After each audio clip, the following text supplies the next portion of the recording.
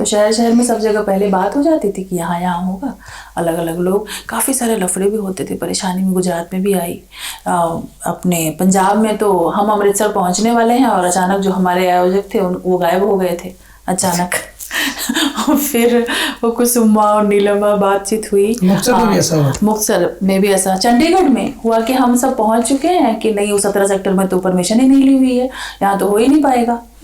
हाँ, तो जो आयोजक थे वो बिल्कुल डर गए कि भाई पुलिस आ जाएगी, क्या हो जाएगा। चंडीगढ़ में थोड़ा ऐसा है, लेकिन फिर भी हम लोगों ने कहा कि चलो चल के देखते हैं। 1-1.5 घंटे कहे तब तक पुलिस आ गई थी, लेकिन वो 1-1.5-2 घंटे हम कर चुके थे। वो पुलिस वाले ने देखा, उसने, एक वकील है रजनीश था ना उस समय, हाँ, उन्होंने वो खड़ा हो गया कोट पहन के, अनुग्रह जी थे, 3-4 लोग। हमने ऐसा बना लिया था कि आप लोग चारों तरफ से ऐसे रहना, हम यहाँ कीर्तन करेंगे, जैसे लगेगा कि प्रॉब्लम है चले जाएंगे। तो ऐसा घेरा सा बनाया और पूरा 17 सेक्टर उन्होंने कीर्तन किया। फिनिश होने को आ गया तो वो आए पुलिस वाले, शुक्ला माँ भी आई थी, बोला कि ठीक है अब आप लोगों ने कर लिया है, ओके, बढ़िया। अमृतसर में क्या हुआ? अमृतसर में कुसुमा ने फिर सारा, और अपने कौन, क्या नाम है, एस जे सिंह, हाँ, स्वामी जी, वो आए अचानक। मतलब हम लोग पहुंच चुके थे और जो स्वामी जी नहीं रहे, तो एकदम से पता नहीं जो भी कारण हुआ हो कि लगा कि नहीं हो पाएगा। जिन्होंने सेंटर बनाया था ना, सेंटर, हाँ, अब क्या बात वो अचानक ही साइलेंट हो गए। वो बंद कर दिया, सब फोन ऑफ कर दिया। हमारी पूरी टीम पहुंच चुकी है वहाँ, अब हमें पता ही नहीं कि कैसे करना है। फिर कुसुमा से बात हुई, नीलम्मा से मैंने फ़ोन किया फिर कि ऐसा ऐसा है, तो वो आई और फिर हुआ, सारा हुआ। इसमें क्या होता था कि परमिशन भी ज़रूरी होती थी, रूट तय होना है, फिर वहाँ पुलिस साथ में होती थी। अच्छा, जी जी, सारा। हम लोग वहाँ तक गए थे ना, गुरुद्वारे तक भी गए थे। हम लोग हरमंदिर साहब गए थे उसमें, वहाँ भी कीर्तन हुआ। ऐसी, मतलब ऐसा नहीं हुआ कि कहीं भी कि दिक्कत आई और नहीं हो पाया, ऐसा नहीं, ऐसा नहीं, कहीं भी नहीं। समंदर पे भी किया माधोपुर में, वो भगवान अब तो रहे नहीं, हाँ, वहाँ लास्ट वहाँ किया ब्रह्म मैदान के माधोपुर। और दूसरा जो साइलेंस का था स्वामी जी का ना, कि एक तरफ तो ये आर्ट और ये सब सारा था, और दूसरा था कि साइलेंस के भी कैंप होने चाहिए, मौन का स्वाद लगना चाहिए। तो हिमालयन टीम करके उन्होंने बनाई थी अपने समय, तो उत्तरकाशी और गंगोत्री उस सब साइड में तब होता था कि बिल्कुल चुनिंदा लोग जाते थे, जिनकी वैसे ओपन मार्केटिंग किसी को पता भी नहीं होता था, और तब जाते थे।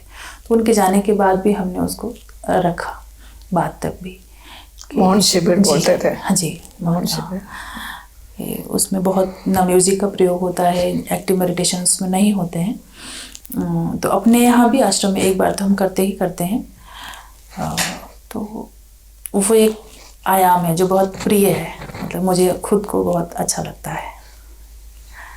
तो और दिल भी है मेरा, आगे जो अपना सेंटर भी है सांजेन, सांजेन का मतलब यही है, सत्संग का जो अर्थ होता है ना, उनकी व्यक्तिगत समय गुरु के साथ जो सांजेन रखा है। तो कि लोग लंबा मौन करें, यहाँ नेचर को जिए, चल भी रहा है, अभी भी आ रहे हैं लोग वहाँ। और कुछ याद आए तो बताइए, घटनाएं तो बहुत घटी होंगी। घटनाएं तो बहुत हैं, कुछ विशेष कुछ याद आया तो। हथियारी का मुझे ध्यान आता है। वो उस जगह जब वो ली गई थी जगह, तो ये सोच के ली गई थी कि एक ओशो की देशना पे एक स्कूल बनाया जाए, ओशो नो स्कूल नाम से। उसका जो जिस ट्रस्ट ने वो जगह ली थी, वो ट्रस्ट का नाम भी ताओ नो स्कूल करके फाउंडेशन ट्रस्ट रखा गया था। और वो संयोग से वो बात बनी नहीं, वो भी बीच में चले गए और कुछ जो भी नहीं हो पाया। पर उसके बाद भी बहुत लोग अभी भी मतलब फ़ोन करते हैं, बहुत काफ़ी लोगों को पता है कि हम उस प्रोजेक्ट में जुड़े रहे थे। उसमें ये था कि हम 4 लोगों को वैराग जी ने काम दिया था कि ओशो की देशना के आधार पर 1ली से 5वीं क्लास तक के बच्चों का सिलेबस डिज़ाइन करना। तो मेरे पास जैसे हिंदी इंग्लिश था, एक स्वामी जी हैं, एक लड़का है, मतलब उसके पास मैथ्स थी। ओशो ने एक लाइन बोल दिया कि बच्चों का मैथ्स खेल खेल में होना चाहिए। अब वो खेल खेल में कैसे वो 5th तक का मैथ्स सीखेगा, वो डिज़ाइन कर रहा था। एक सोशल साइंस वाला था, एक साइंस वाला था। तो हम लोगों ने सब वो डिज़ाइन किया, पेपर हमारी ऑलमोस्ट मंथली या जब भी वो आते थे मीटिंग होती थी उनके साथ, वो दौरे पे रहते थे और जब भी वो आते थे इधर हमें बुला लेते थे, फिर वो देखते थे ये ठीक है, वो गलत है, इसमें ठीक नहीं, उसमें नहीं। तो वो सारे पेपर सब थे, वो तो प्रोजेक्ट के साथ वहीं छूट गए। वो क्या हुआ, अब बहुत लोग अभी भी फ़ोन करते हैं कि कोई ऐसा स्कूल चलता हो कुछ ऐसे। तो कोई अगर कभी ऐसा करे इस दिशा में प्रयास है तो बहुत ही ज़रूरी है बच्चों के हिसाब से, कि छोटे बच्चों को बचपन में एक फ्रीडम जैसा कुछ ओशो के हिसाब से कुछ मिल जाए गाइडलाइंस, तो फिर उन्हें ज़्यादा आगे फिर समस्या नहीं हो। अभी तक तो ऐसा प्रयास नहीं हुआ है, पर कुछ लोग हैं देश में जो ऐसा ख्वाब अभी भी रखे हुए हैं कि भाई कुछ हो, बने ऐसा। कभी बने तो ये बहुत ही बड़ा मतलब उपकार ही हो जाएगा जनरेशन के ऊपर। वो किताब उन्होंने तो बिल्कुल डेथ बेड पे थे तब, शिक्षा ओशो डेथ बेड पर ही निकाली गई थी शिक्षा ओशो की दृष्टि में। वो हिंदी, इंग्लिश में और गुजराती में निकली थी। गुजराती में तो बल्कि मोरारी बापू से निकलवाई हमने उधर। तो वो काफ़ी पसंदीदा है। वो ओशो का एक पूरा विजन है कि भाई एजुकेशन पर क्या होना चाहिए लाइफ में, क्लासरूम एजुकेशन नहीं, पूरी एजुकेशन। ओशो का कहना है कि एजुकेशन की हर जिंदगी के हर बिंदु पर ज़रूरत है। एक बुजुर्ग व्यक्ति को भी किसी न किसी विषय में एजुकेट होने की ज़रूरत है। तो उस तरह से वो किताब ओशो के प्रवचनों से ली गई थी। हमने तकरीबन 200 किताबें ओशो की छानी थी और 100, 150, 200 जो भी मैगजीन हमें रेलेवेंट मिली वो लिया। फिर 4000 पेज का पहले प्रिंट निकाला, कट करते करते 4000 पेज को फिर हमने उसको 250 पेजेस के आसपास रखा था। तो art of living, art of rearing, art of living and art of dying, 3 section उसमें थे कि बच्चा पैदा होने से पहले माँ बाप को किन पॉइंट्स पे एजुकेट होने की ज़रूरत है। यहाँ से शुरू होती है वो किताब। फिर बच्चा पैदा होता है तो माँ बाप को कैसे, बच्चे को क्या क्या चीज़ों का ख्याल रखना है। फिर वो टीन एज में आता है, यूथ होता है। बहुत सुंदर वो किताब है। ऐसा ही बहुत लोग प्रयास करें। अगर किताब का नाम क्या दिया? वो है शिक्षा ओशो की दृष्टि में, विजन ऑन एजुकेशन। उसमें कई प्रवचन हमने जो शिक्षा में क्रांति है वहाँ से भी लिए थे और बहुत सारे लिए थे। जो इंग्लिश में रेलेवेंट थे हमने उनका तर्जुमा किया, उनको ट्रांसलेट किया हिंदी में। जो हिंदी में थे उनको इंग्लिश में ट्रांसलेशन किया। तो उस तरह से डायमंड से निकली थी, आज भी है वो डायमंड से निकलती है। ये एक ज़रूरी बात है कि जो कभी ऐसा हो तो। ओशो धाम में आके आपको कैसी फीलिंग आ रही, कैसा लग रहा है?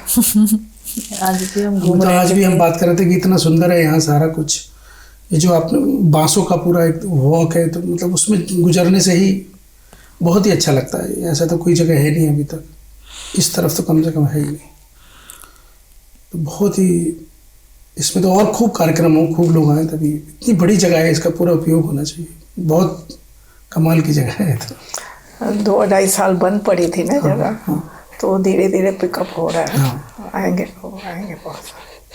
वो बड़ी जगह है, लाजवाब जगह है, हर चीज़ यहाँ मौजूद है।